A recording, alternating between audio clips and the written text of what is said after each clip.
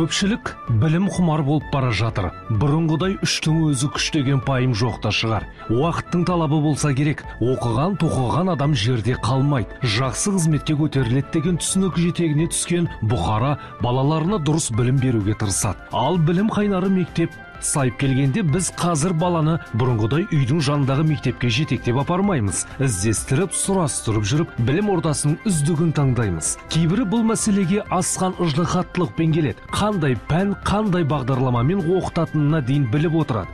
Біз бүгін отандық және шетелдік білім беру жүйелерін ұштастырған құрылым туралы айтпақпыз.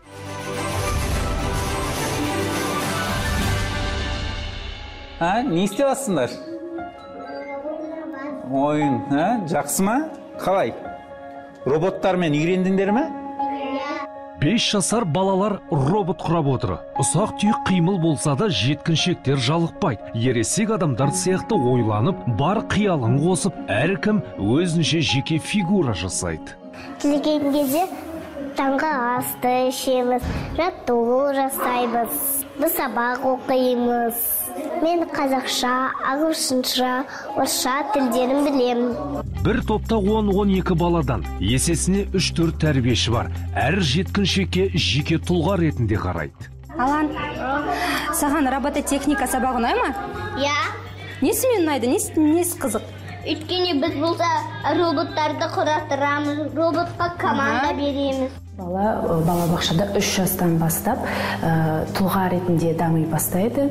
Сол 3 жастан бастап біз 6 жасқа дейін, яғни мектепке даярлық тобына дейін біз балаларды толыққанды бір тұлға ретінде, шығармашылық тұлға ретінде дамытуға атсалысамыз.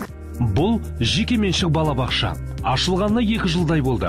Коммерциялық бағытта жұмыс істеп отырғандықтан ниет етіп, баласын ерте келген ата-ананың бетінен қақпайды, бәрін қабылдайды. Ал келушілерден тапшылық көріп отырған жоқ. Балабақша бағдарламасына заманауи білім беру үлгілерінің барлығы қамтылған.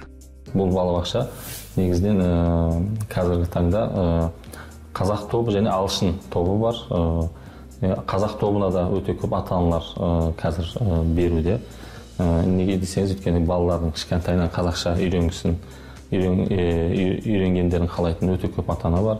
Және ағылшын тілінде де кішкентай кезінен жаңағы ағылшын тілін үйренсін деген ата-аналардың саны аз емес. Мен оның күнін сем, түнін сем, ағында асқартауын гүлін сем, мен оның қасиетті тілін сем, мен оның құдіретінің сем. Отан, бәрінің биік екен, мен оның мәңгілікке сүйіп өтем. Бала психологиясын зерделеп жүрген Айгүл Құсайынова қазіргі ата-ана баланың миына көп салмақ түсіретінін айтты. 4 жасар бала шахматқа да барады, тілдік курстарға да жазылған, арасында биі бар. Балаға жан-жақты дамуына ол кері әсерін де беруі мүмкін. Сондықтан да баланы 3 жасынан бастап өзінің қажет ойын әрекеті ма, бала ойнап білу қажет. Ойнап, толыққанды ойынға сіңіп, сол ойын арқылы да, мысалы, неше түрлі, мысалы, бізде дарынды балаларымыз бар, әріптерді танып жатқан, қазір интернет желісі дегенде, мысалы, дамып жатыр, балалар жаңа планшетті де ата-аналар беріп қояды. Онда бір белгілі бір уақыт мерзімі болу керек. 15-20 минут бала күнделікті өзіне қажетін ғана ата-ана қадағалап, соны алып отыру қажет.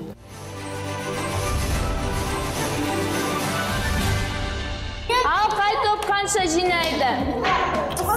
Жұлдызша. Ал мынау мектеп.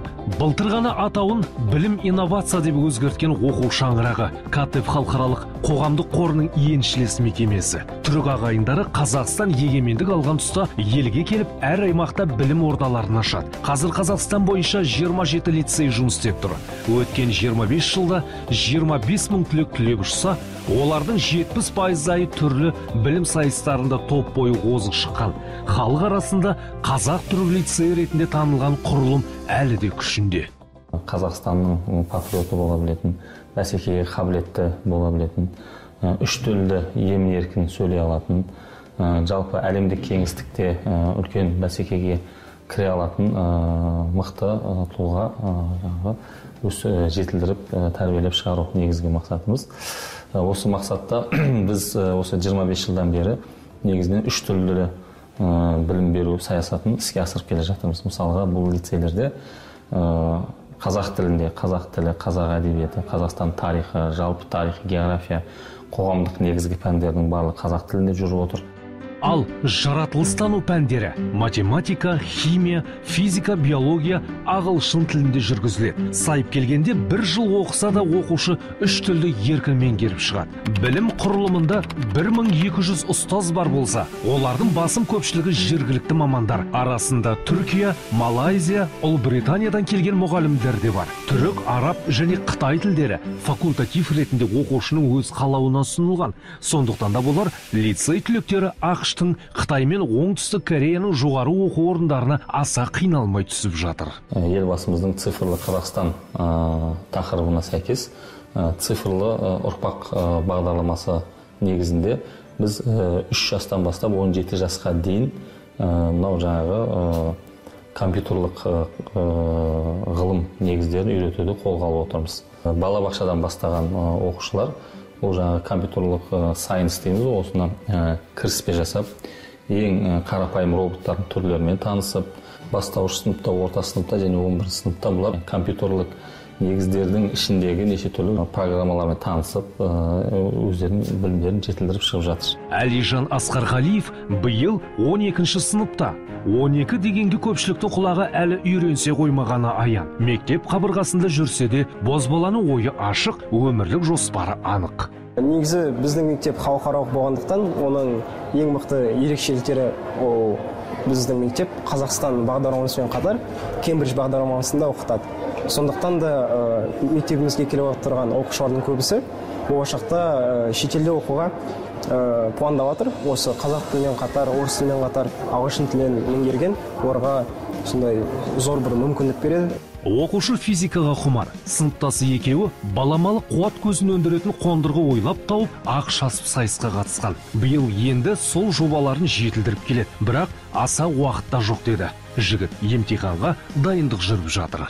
Білім алу біздің мектепте қиын емес, бірақ өте қатты бір өте көп оқу керек негізі. Өйткені біздің мектебіміз 9-да басталады, сағат 6-да бітеді кешкі.